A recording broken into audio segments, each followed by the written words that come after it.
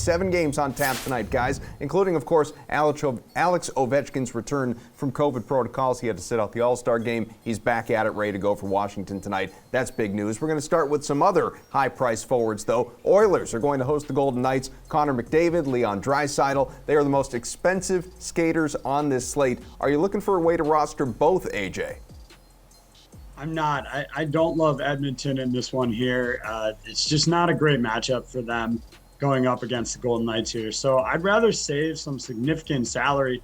And you can do that even just moving down to the third most expensive guy at center here in Sebastian Aho at 7,500 instead.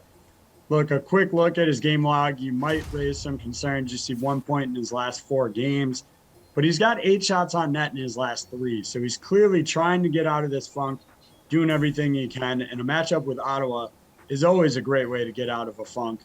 So I think it's a good spot to use him tonight. Having said that, it might be a better play in general to just pay down at center, given the wings that are available in tonight's slate. Paul, you also looking to pivot? I am right with my partner. AJ's right on top of this.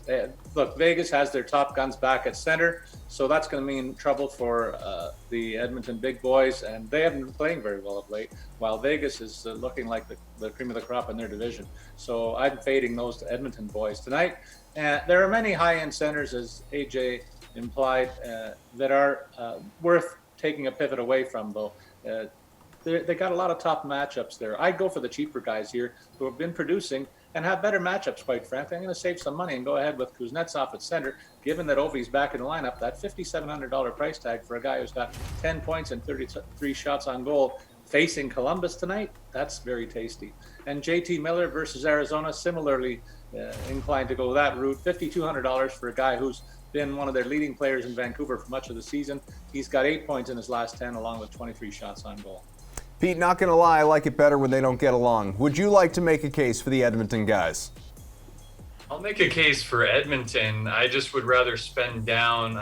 It sounds like McDavid might be dealing with a little something on the injury front and continuing to play, so just something to keep an eye on there. I would spend down for Ryan Nugent-Hopkins. Since he came back from injury, he's got 7 points in 5 games. He's about a point per game on the season, a little less than that. But even though he's on the third line, he's playing with Zach Hyman. It's a pretty dynamic third line. And Edmonton, since they got Evander Kane, looks a little bit more robust. And I think they might be able to go into Vegas since their top guys have been there for a few days and maybe win that game. So there's a little against the grain play there because Vegas still has not had Jack Eichel at all. Some of their guys have been underwhelming. They're getting Stevenson back, but Martinez is still out. So I think the door is open for Edmonton to maybe pull an upset here. So I would go, my 2 centers are Nugent-Hopkins and Kuznetsov because I agree with the Ovi implications of him probably coming back.